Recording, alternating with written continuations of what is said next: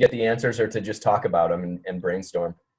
So imagine that we're doing that now. If that goes directly, so there's different levels we could do it at. One level is like the RChain devs could be like, hey, that's a great idea, let's add it. But then they have the question of like, okay, this is the standard node implementation. Like, which ones are we going to add and what's the criteria? And then the other way we could do it is to say like, well, our node is totally open source. Like maybe I'll just add this feature to my one node and then it'll do that appropriately. So how are you, and then each user can add whichever special channels they want. So how are you thinking about that working? Yeah, I'm in my mind, this is like two different stories. One is a blockchain, one is not. Oh yeah. This is just somewhere else interesting. Yeah. Because if it is on blockchain, you can not have this special channel. Oh yeah. Okay, makes perfect sense. Yeah. But it could be nice that you can just add to your node some kind of I was mentioning in the beginning, like a FFI interface, foreign function interface for all. Yeah. And you can just create some macro or something that you can say, okay, this is like a special name that I will use to build my contracts, and this will work on my machine. Yeah.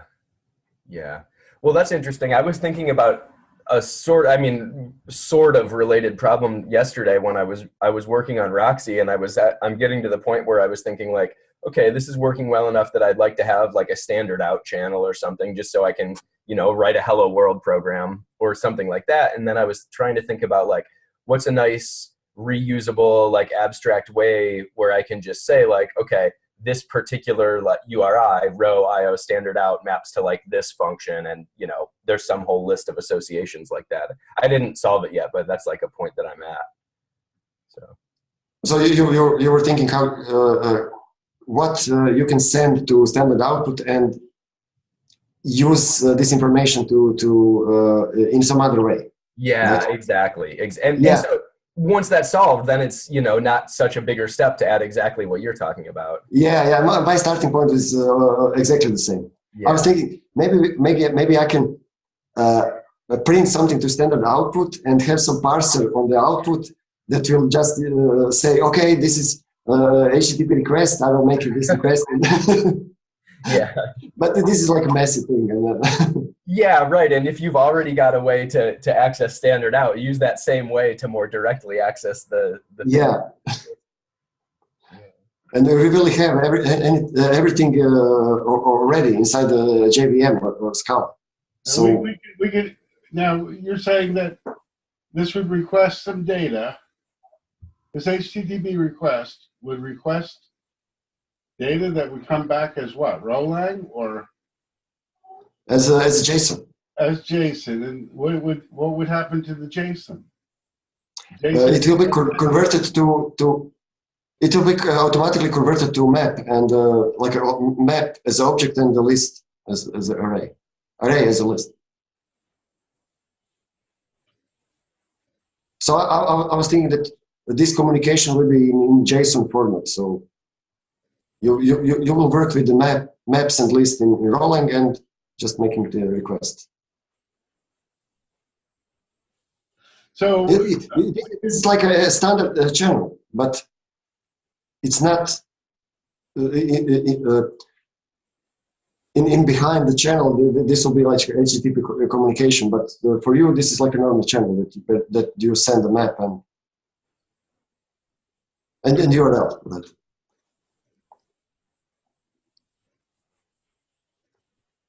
Yeah, I mean, I'm thinking of of making a prototype or sort of proof of concept using Robot. So Robot could recognize an HTTP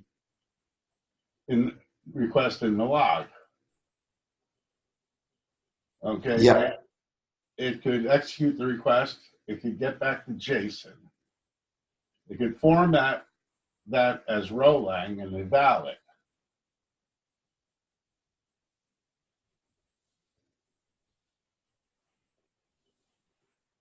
So you will have JavaScript code that will execute all of these things outside of the Rolang. right? This JavaScript code will interpret something in the log, and then after that it will execute some eval in Roland to trigger this change. Yeah, I guess I'm figuring out exactly what we're going to do. I mean, you know, if we're going to get, you know, we're going to get the URL, we're going to get back some JSON. Okay. Okay. Now. So how to put it back? Is this your question? Yeah. Well, I'm thinking this. You know, what I'm thinking of doing in the demo or the proof of concept is taking the return JSON and converting that to Roland, which basically it's almost a map already. We may have to tweak it to make it compatible with Roland, and then we can send it on a channel. What do we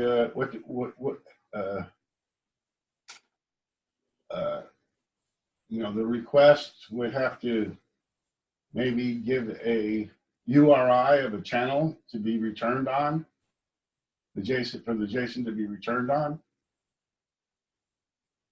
Yeah, because you're working some this process of making the request and then sending it back is outside of the rolling, so you must somehow send a return channel to this JavaScript code, and then code will be making some rolling execution. I was thinking that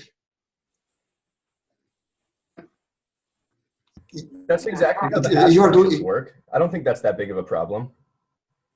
Right, when you call like whatever, I think SHA-256 hash is one of them, you give it some data, it does something out in Java world that has nothing to do with Rolang and then gets back to you later. I think we could copy that same logic. Yeah, exactly. Yeah. And yeah, I was really start thinking about that when after this first presentation in RCast, when Greg was really repeating the same thing, but you can create names for anything you want, right?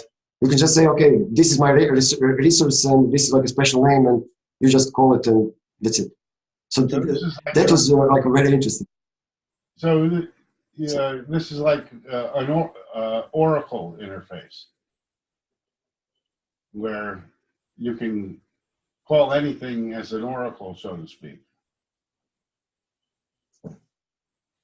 Yeah, I'm not so sure. Well, I think that's right. So Oracle, I think, Jim, you tell me if this is right. The word Oracle, a simple example is like, if we want to write a smart contract to bet on a soccer game, writing the betting logic and the deposit and all of that is easy. The only hard part is telling the blockchain in a trustworthy way who actually won the soccer game.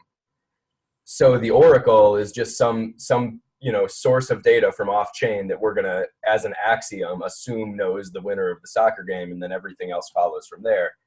So in the same way, like when I make a HTTP request to some regular old centralized server, like I have to trust the answer that comes back somehow, and so in that sense, it's kind of like an Oracle. Is that what you were thinking, right. Jim?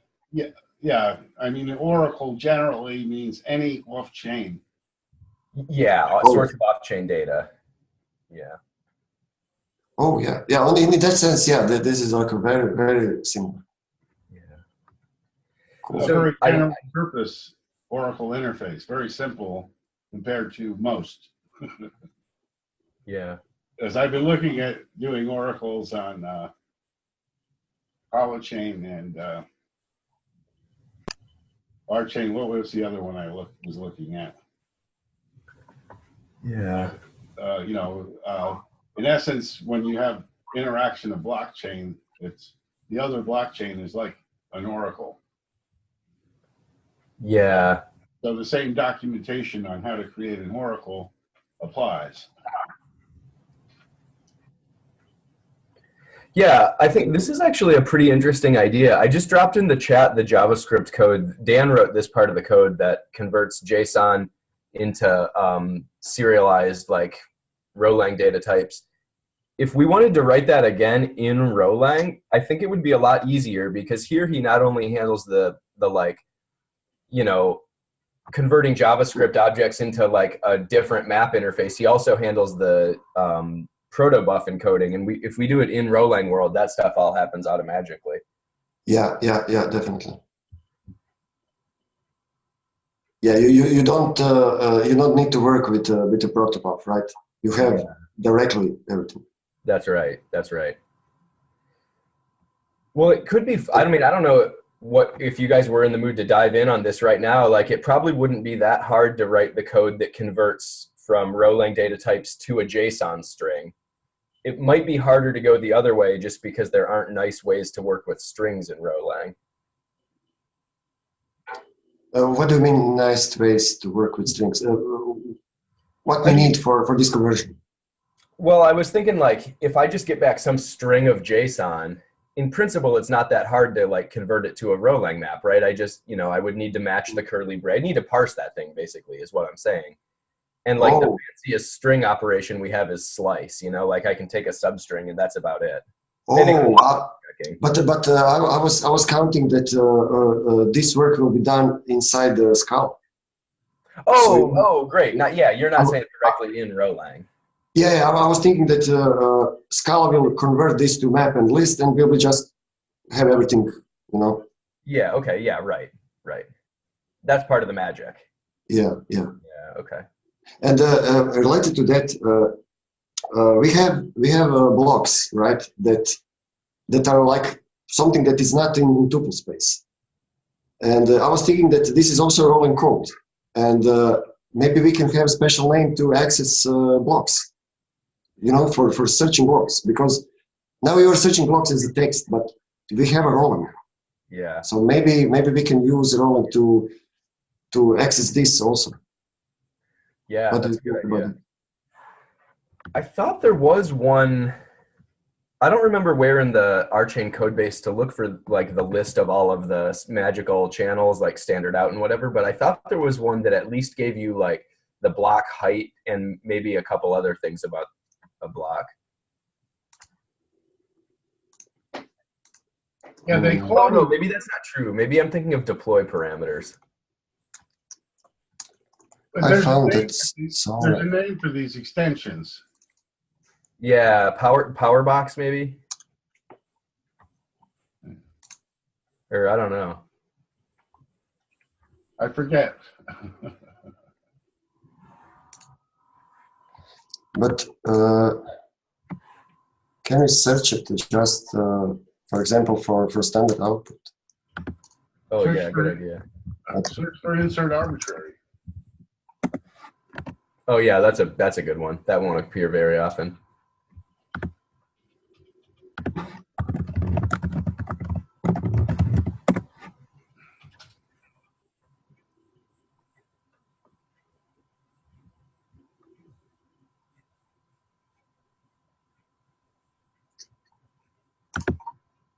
Oh, maybe runtime.scala.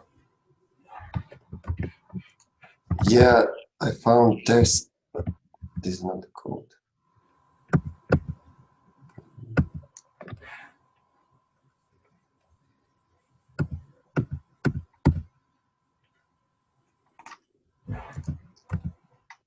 I remember that I seen some kind of a map with all these names. Oh yeah, no, I think here. Let me send you a link and see if this is what you're looking for. Oh, I'm watching. Yeah. Oh, you're watching. No, I found it on my share screen. It will be useful. Oh, for a second I was sharing my screen and I was like, "What? I hope I didn't do anything embarrassing." No.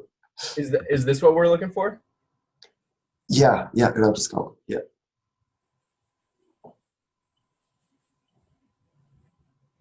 So what were we looking for again, though? So these are the like a constants or Yeah. Oh, that's all that is. Oh, these are just magic numbers. That's good to know.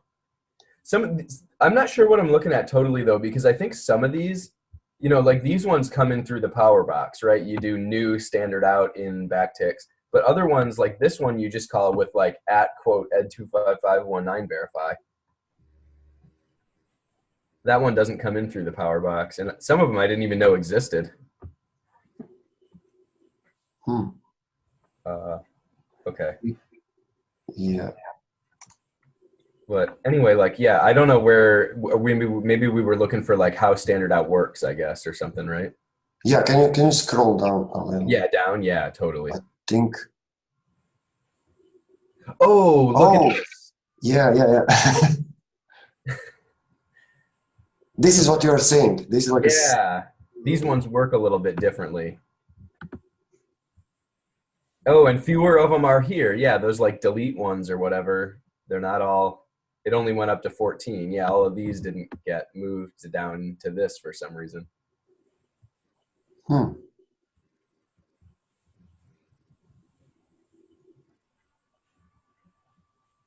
Introduce system process. Row I space.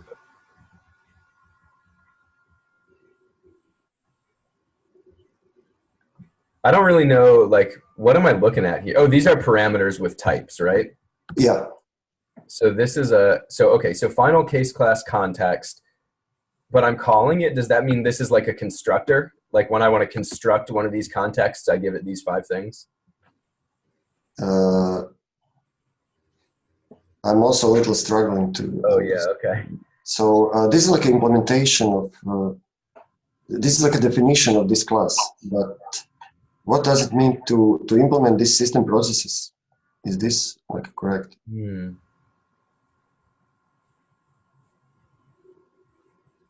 Yeah, I don't know.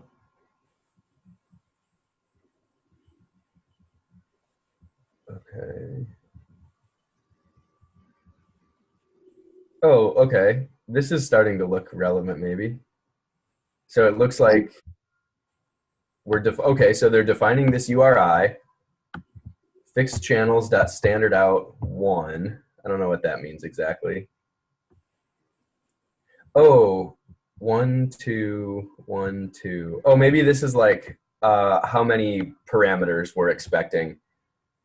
When you call standard out or standard error, you just give it one thing, but with these other 2, you have to give it also. Yeah, it totally makes sense. Yeah, this is different. Body refs dot standard out. Not sure what that is. And then this body ref. This is like from this map. Previous. Above. Seen previous. Yeah. Okay, let me just mark our spot there. Oh, that's body refs. Okay. And under that is fixed channels. Okay, right. So where were we? This was different. Oh, so these are just numbers. These are just constants. Okay, so I think they're saying like we're defining a system process. Here's the URI. Here's, I don't know, something about a channel. No. Yeah, I'm not too sure. There may be just some kind of constants that you can use later to interpret the execution. Oh, that makes sense. Okay. And then the final parameter is this thing. And this really calls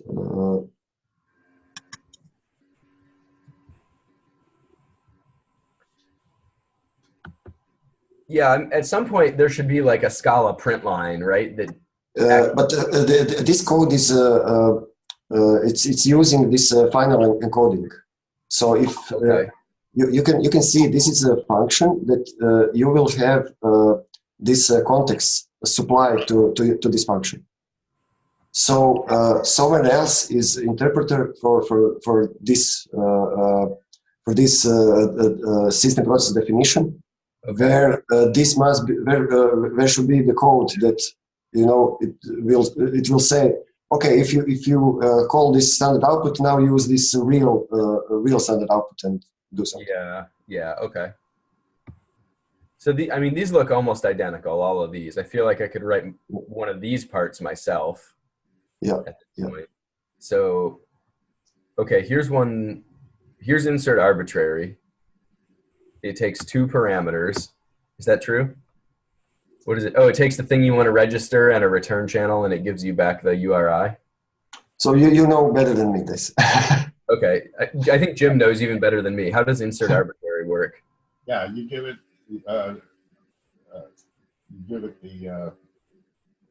the name and the return channel. And you use the return channel URI. Okay, body refs dot reg public register random. I think this is their way to just encode different to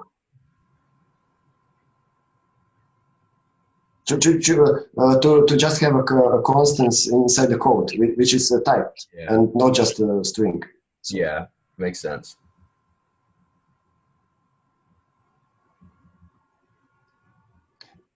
I see this really as a mapping to, we have this string and use these parameters to call this. Yeah, so, I mean, it makes a lot of sense. Like that's almost what a way I was thinking to implement it. So like when you make a new name that uses one of these things, well, I don't know. I hadn't gotten too far. Yeah, exactly. When you create, you're creating a new name, but not any new name. Mm-hmm. You want to create this like a special name that you're giving this another parameter as backticks that you can. This is like any name, but this special name. Yeah. So, but then the part that I'm not so sure about is like you have to actually put something in the tuple space for those things, right? So I don't see why, because you can replace your name when you create a new standard output and you say this is my special name. You can replace this with any other channel, and there is no problem. Okay, totally. Yeah, that part I get. So then now I deploy some code that says, new standard out in this thing, standard out send hello. And so how does the interpreter then know, like, oh, maybe before it ever puts that, when it's going to like file that send into the tuple space, it says like, whoa, just kidding, this is a special one. It doesn't actually go into the tuple space. It does some other thing. Because I'm saying like at some point we have to get off the standard COM workflow, right? Something special happens at some point. Yeah, I'm thinking, is this something special that... Because Node must know for this special address, for this special name, right? Yeah. Definitely. And if it knows, then it's only important for when Node executes this continuation and send something on this channel, right?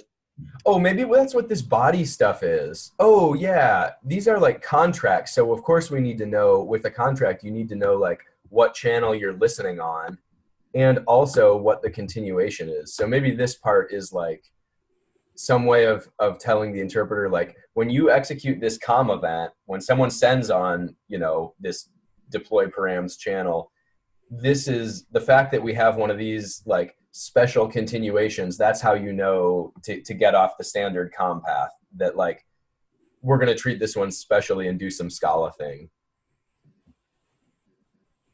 So maybe I'm not sure. Yeah. I'm thinking in JavaScript, like the typing is super lax and I've used that to my advantage. So you could do something like, if the continuation has this particular attribute, it's a regular continuation. Otherwise, like, if it has this special attribute, or they're not called attributes, like key value pairs. then go run some actual normal JavaScript code, or in this case, Scala code. So I guess you could do that with like an either type or some kind of sum type. Like a continuation is either a normal row line continuation or one of these special ones. Oh, yeah. I'm also thinking like that. I'm thinking that, I'm thinking that this is like a special name, and you don't have, this continuation is not involved. This continuation is like a totally something that will execute with Scala and rolling. Don't know. Yeah. For rolling, this is just a continuation that will execute with these parameters, and that's it. Yeah. I'm thinking like that. What was that last sentence? I'm thinking like that. Oh, yeah, right. Yeah. It's just a special name. Yeah. Yeah, I'm looking at the lesson page for the powerbox, and in the use cases, gives a process. Yeah, why don't you show us, Jim? Why don't you show us? Oh, you sent the link. I see the link now. Oh, and Gary says they're called blessed contracts. Oh, he's asking, are they called blessed contracts? I think blessed contracts are the what are included in the Genesis, right? I'm thinking about this contracts as blessed. Yeah, they have like then they have file system resolver, which I guess. Oh, HTTP URL. They have the HTTP URL resolver here as a test use case. TCP/IP, UDP. Oh, you can load the binary jar file and then. Oh yeah, this is like an FFI. Yeah. Yeah. So this is, certainly was the intent to support this, right? Is this some plan to do it? Oh, there is a mention of rolling FFI. Cool. Yeah, this is all the cool stuff they talked about a year ago.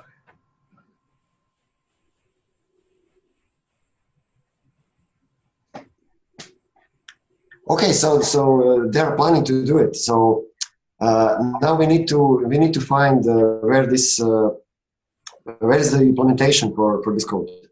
Yeah, well, I mean, also, I think we should interpret this as they were at one point planning to do this. There's a HTTP. Like the authors on that page were Mike and Meta and people that aren't here anymore. Yeah, but I think that this is not too difficult to implement. Yeah. Oh, yeah. Nice. Right. So.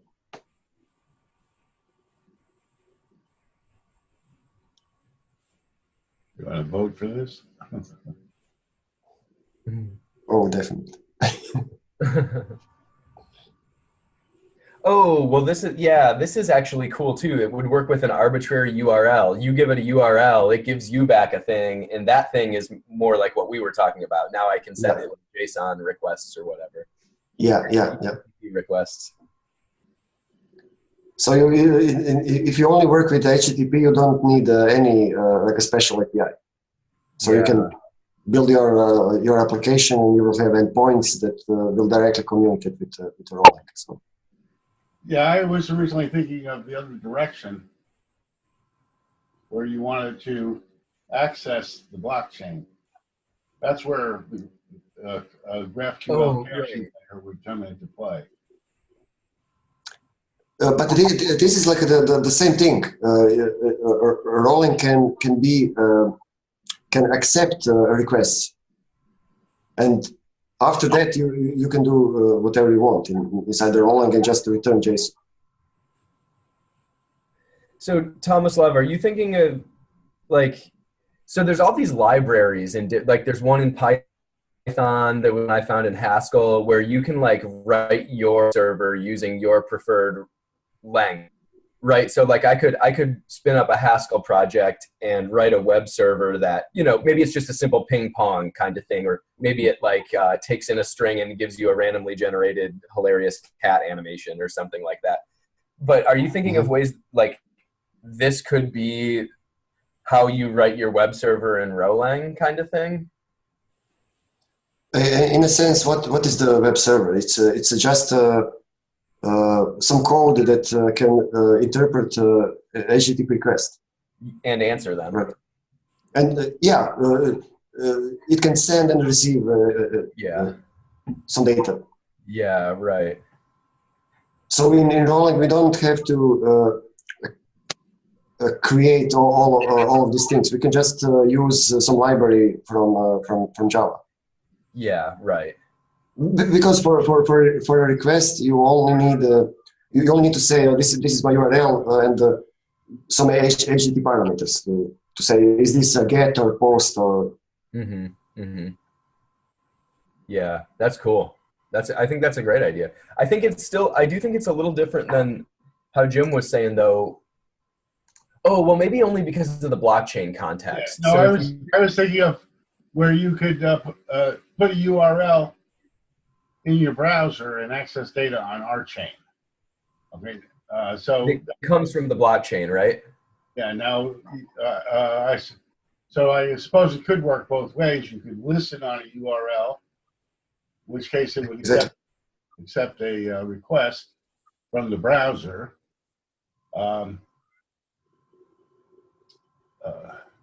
then send it as a response back to the code.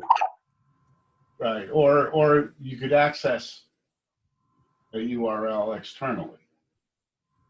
Yeah, and for the caller inside JavaScript, he will not know that this is like a rolling endpoint, right? This is for the caller. This is for the JavaScript code. This is just normal.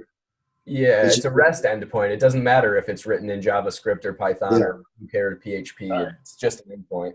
And my assumption is we're going to need caching and event processing and some intelligence in accessing the blockchain, like they're. Yeah, well, once you start thinking about it in a blockchain context, then you get all the performance goes down a lot. And I think Kayvan found the same thing, Jim, that for our song, he had to cache what's coming off the blockchain. But I think the slow part there is Casper and everything. If this is a row VM that's not a blockchain, I don't think that would necessarily be a problem. Right. But it's also easy to make some kind of cache inside the rolling, but also in the side of JavaScript. Yeah. But if you have rolling that understand HTTP, you can easily put another layer on top that will only understand HTTP. That can serve as a cache. Mm-hmm. But you can use standard techniques that are available today, not doing anything complicated with the rolling.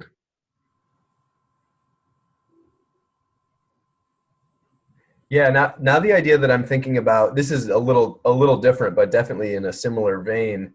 You imagine if I want to run some website that's going to act as a public service. So I'm struggling to think of one now, but I don't know, maybe the motor vehicle registry or something, right? Like there's good safety reasons that people should have to register their cars, I guess. So imagine I want to run that in a way that's maximally trustless and decentralized. I don't know that that's a use case that really needs maximally decentralized, but just imagine there is some, and I want to now in the same way that people are hosting website content on IPFS now, I want to also do that with the compute. So I want my whole web server engine and everything to actually be running on chain. Yeah. Maybe I'm willing to pay the performance penalties that'll come with that. We would, in theory, well, how does that work? Would every node in the network? Yeah, I don't know. How might that work? Is such a thing possible? Well, I was thinking not only that, but maybe you want to have inside the browser. I'm thinking about the adoption of rolling.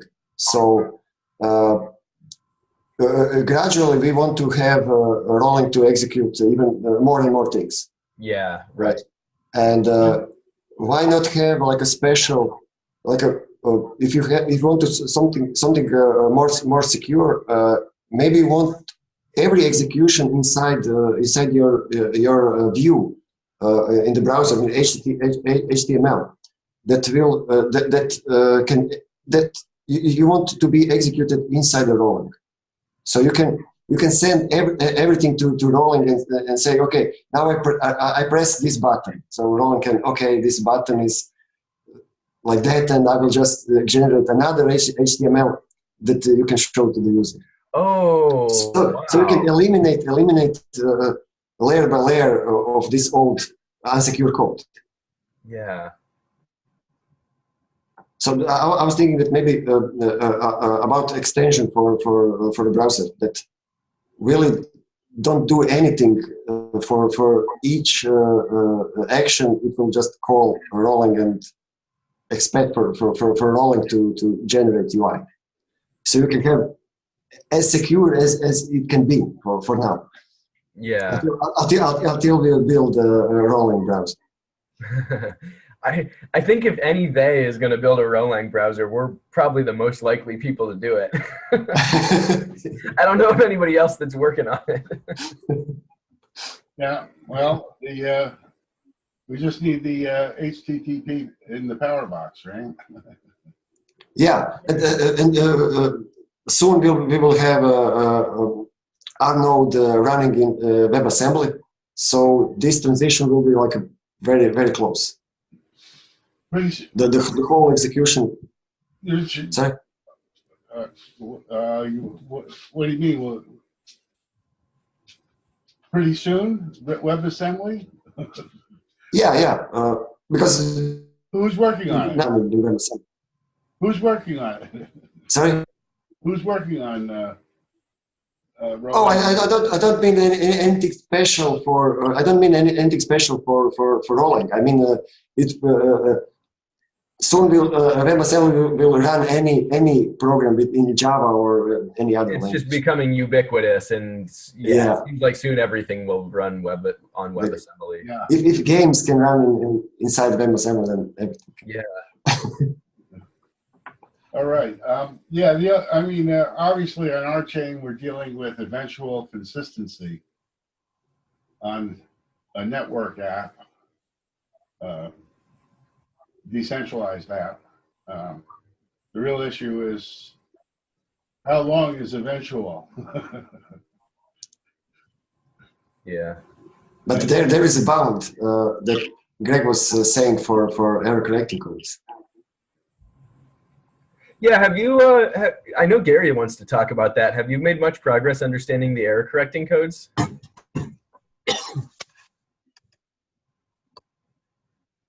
Or anybody? So I think I have now better understanding after Greg's last explanation in Casper's session. That was going to be my jumping off point today. Right after lunch, I was going to watch that video. Yeah, the last Casper, number 84 is the best one to watch. But also make note of the screen that I posted in the general channel that he was working on during the members hangout yesterday. It just happened to come up when he was sharing his screen for something different. Well, no, I mean he left it on there for nearly the whole meeting. Oh. And he was actively working on it. I mean, it was like he didn't even care that people were seeing it. So I posted it in the Correct by Construction Casper channel. I'm hoping somebody would comment on it, but nobody said anything yet. But I saw it there. I just didn't know any more about it than you did. But yeah, it looks cool. Yeah. I posted it in the Consensus Collab. Well, you posted a different screen that he was working on earlier, which was also interesting. But the transition there to the final screen was quite interesting. Okay, yeah, I thought there was something better, but I didn't look in the other channel. I didn't see yours yet. Yeah. And so let's just take a peek real quick. Can you guys see that? Yeah. Yep. So, oh, this is not the one I thought though. There's one about that showed like a grammar, I think, right? Yeah. and That's where he started. And at one point he had, I can't go back and find it, but it looked like he was injecting some sort of error correcting code down into the grammar itself. Yeah, this wasn't complete here anyway. I'm not sure what it was. I think it's the one that Gary posted was more relevant. But this is very interesting to me because Joshy, if you remember, this is exactly the thing that Greg was showing us in his lectures. Yeah, I remember. So by the time we got to this point in his lectures, I was feeling like I was kind of getting it, like getting the big picture ideas, but not all the nitty gritty. But I think I'm ready to now.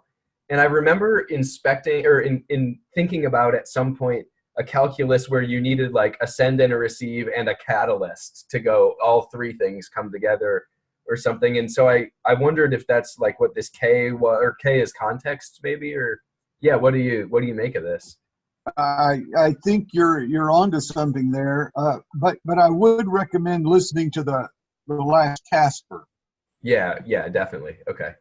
But he's doing the same technique as he was explaining us in this special version of Roland. He gave us two different versions of this with the update that accepts this X parameter and without it. Oh yeah, right. So U, that's this U, right, is the location update, and X is just any name. Oh, and names are now quoted processes or quoted Ks, I guess, apparently. The names are pairs of context and the process. Oh, it's a pair, so it's parametric in both of them. That makes sense. Yeah. Okay. But I'm not sure. He was saying that com and update will be part of the grammar, not something that is hidden. But my question is, where is this in Roland? Well, I'm not sure that I understand what is mean to. Well, it might just be a different calculus, right? But he was explaining us just a different variant of Roland. And this is this different variant. But I was thinking that this is already implemented, the context, and so I'm not sure. Yeah, I don't know about that. And his explanation of this error correcting codes. I think I understand that this context will hold this function to correct, to validate justifications, or I'm not sure. They're creating different constraints, which are not always the same. But he was not explain how these different constraints will be generated when Casper is executed, because you are constraining what can be put inside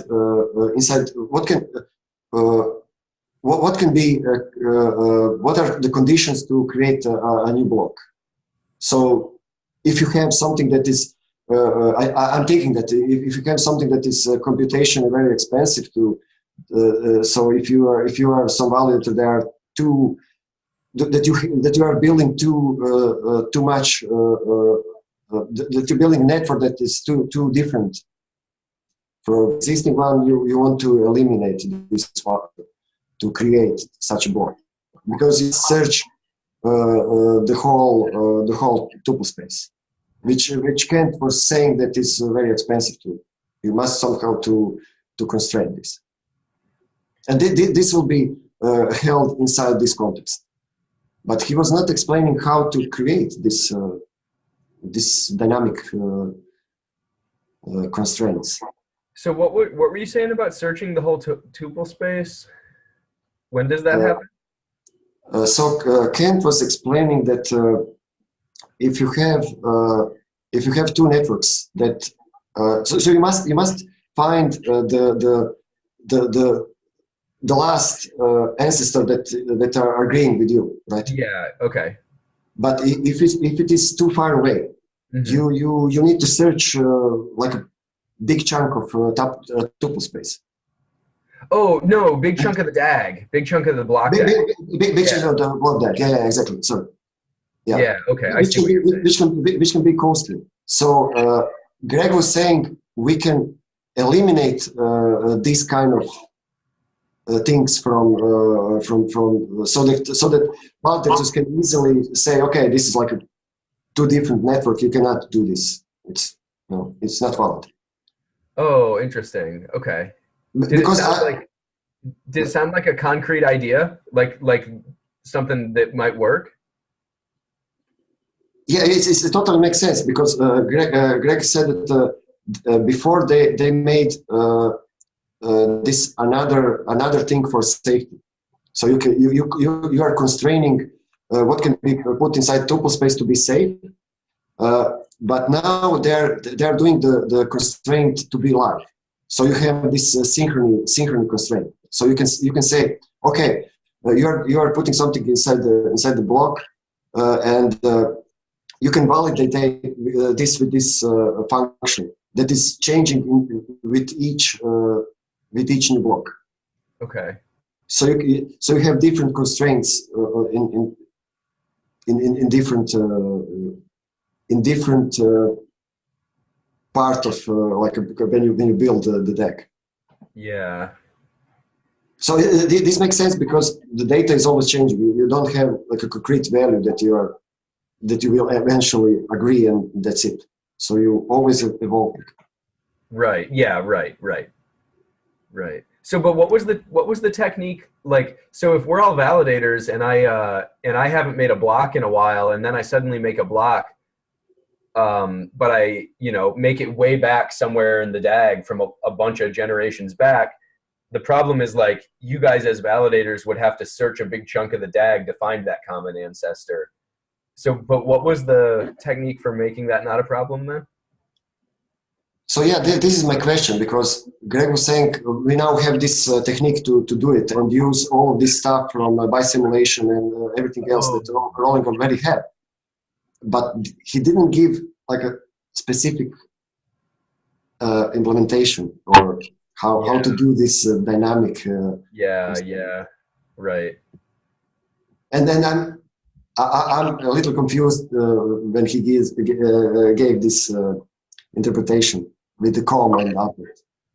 Yeah, this was all in that last video, that Casper 84. Yeah. Oh, nice. Okay. Yeah, I should just watch it instead. I think this is. I think this is in the last time. I'm not sure exactly. Or is it the community? No, it's in the Casper. Yeah, in the community debrief, he didn't mention this at all. He just left it on the screen for the whole session. Yeah, that's funny. I'm sort of like Thomas Love. I'm reading into what he was, what he might have been saying, given what was on the screen. But Thomas Love, you're much further along than I am in understanding this. But in the last Casper video, he spends a great deal of time talking about this correlation between structured data and the amount of communication necessary to send unstructured data, but to send the information to structure it. And he referenced another paper, a paper he wrote in 2005, and I'm not sure what paper that is. But he's also said that the tutorial on the polyadic pi calculus offers us an algorithm to go from unstructured data to structured data. And I went back and looked at the tutorial on polyadic pi calculus, and I can't find I mean, if he can see what he's talking about from there, I mean, we're going to need to be studying the tutorial on the polyadic pi calculus more. Well, I'm not sure about that. Yeah. But I think I understand. Yeah. You know, my naive impression was I came in the middle of it on Monday, so I had missed the beginning leading up to it. But watching it, I had this light bulb go off, which I can describe as, oh, we're limiting the complexity so that we don't have to do all this other work, because once it gets too complex, we can just forget about it. Okay? Well, we're limiting the possibilities, and that limiting of the possibilities is the synchrony constraint we need to defeat FLP. We don't defeat FLP. We prove liveness, okay? But we can operate. You can't defeat a mathematical truth. Well, he actually said get around FLP in the last Casper talk. Right, we can approach it. Yeah. No, I mean, I think that you can really have. You don't have to think about FLP if you have some synchrony constraint. You can really live if you do some of these techniques. So is it like FLP is this theorem that says under these certain conditions, here's a conclusion that will always be true, but by making the synchrony constraint, we're just outside of the conditions that FLP applies to? Yeah. FLP says that under certain conditions, we cannot come to agreement. Or termination. Yeah, and that the chain will split because people can't make the decisions. But we change the conditions such that FLP no longer applies to us, and hopefully this is a way that our Rolang is conducive to. I mean, the grammar of the language itself is inviting a solution to this problem, is the way I'm seeing it. And but I'm a long ways from having an intuitive understanding of how this is going to work. Yeah. I'm also struggling with this part.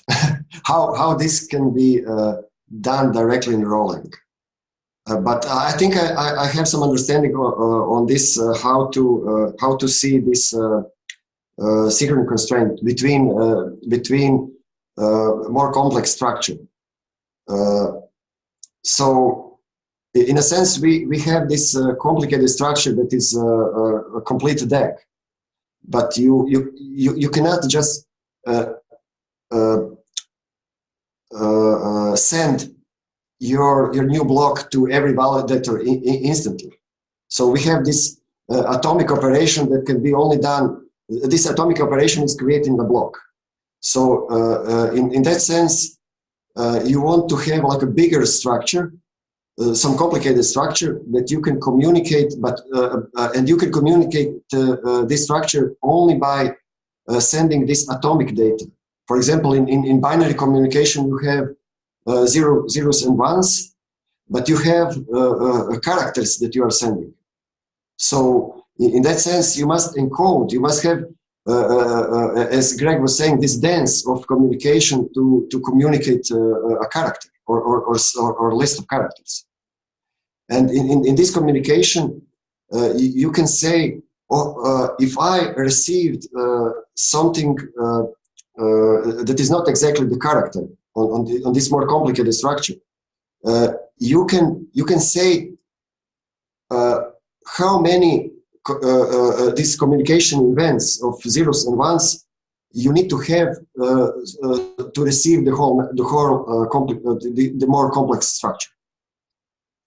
Because you cannot send immediately the whole more complicated structure.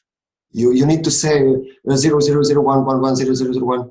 So you need some kind of synchrony constraint, so you can be able to send and correct the data. You need to send. You need to make extra communication if you have some errors. Like it's CRC check.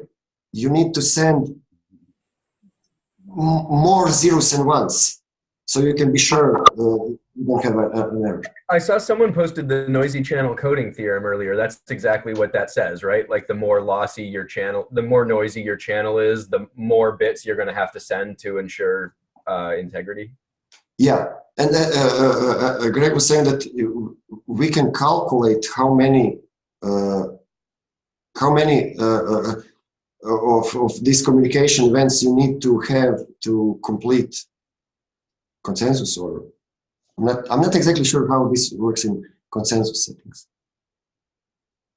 Yeah, I'm not making the leap yet. He's made quite a few leaps that I'm still struggling with on this one, but I do feel like he sees a light at the end of the tunnel, and it's very exciting that Rolang itself may hold the solution to this really tough problem to solve. I mean, Bitcoin and Ethereum have solved it, but they've solved it in, I mean, we see the results of their solution. They're unacceptable. And they probably have only some of the algorithms to do it. But Greg was saying that he don't want to have any special synchrony constraint like round robin. He wants to have like a dynamically generated these constraints. And right. Yeah, and I was seeing his dynamically generated at the COM event level from what I'm reading into it yesterday. From a COM event level.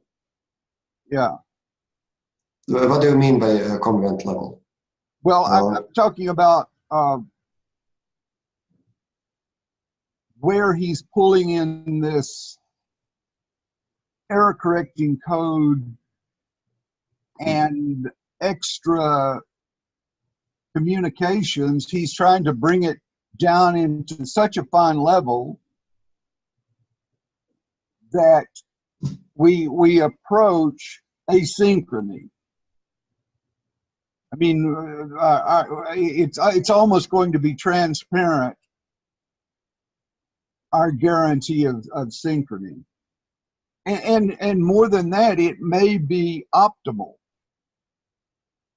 Whereas all these other solutions, they have trade-offs with them.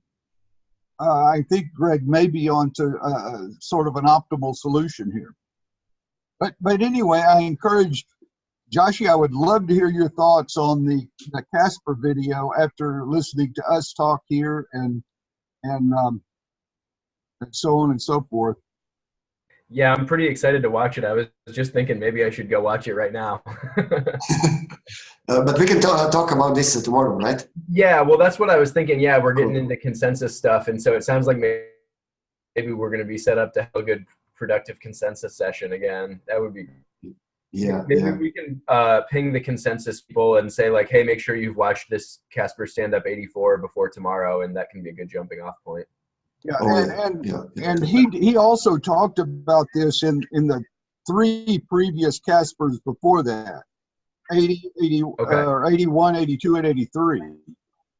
And it was there was a lot of information there, but for me the light went off on 84, and that's probably the one I would watch first now if I had a choice. Yeah, that makes sense. Yeah, That sounds good. And then the other thing is like we looked at that paper super briefly, and I've still only read like 3 pages of I forget what it's called, even error correcting codes and consensus or something like that. Yeah. Yeah.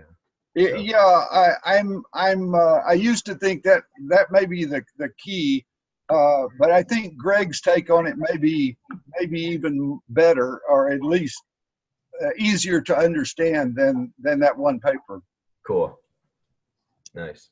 Okay, I need to take off myself. Cool. Okay. You guys want to talk about any more Rolang stuff, or you want to call it a day? Well, do you have something interesting? Well, the only I was gonna offer to talk a little bit about JS Roxy, but it's been over an hour already, and maybe Isaac wants to see that tomorrow. So I don't care when we or if we do that. I'm definitely waiting on that, but we can do it tomorrow. Okay. Yeah. Would you rather do it tomorrow? Yeah, sure. Okay. Cool. Yeah. So that sounds good. So tomorrow we've got error correcting codes in Casper lined up, and then some Rolang implementation. Great. Yeah. Cool. I'm curious about Isaac's work too. I haven't heard of his K framework stuff in a couple weeks, and I don't know if he's still working for the co-op or how that's going. So I hope he's going to be there tomorrow. Oh, I was hoping that he will talk more about modal logics. About modal logic. Yeah, there's too many interesting things. Yeah. He put some interesting questions in Discord. So. Oh, I don't know if I saw that on computational calculi.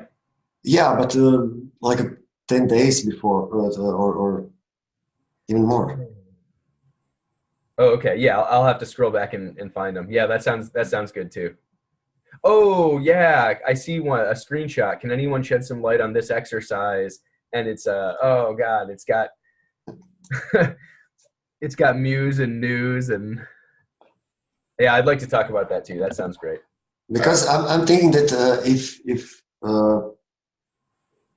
to build, I'm not sure if is it helpful to have this model logics when you want to build something like these constraints for Casper. Oh. Because you must somehow say what are these constraints. I mean, I'm not sure. Yeah. All right, cool. Well, let's call it, and then I'll see you guys tomorrow. See you. Awesome. See you later. Bye-bye. Jim, bye-bye. Bye-bye. See you, Jim.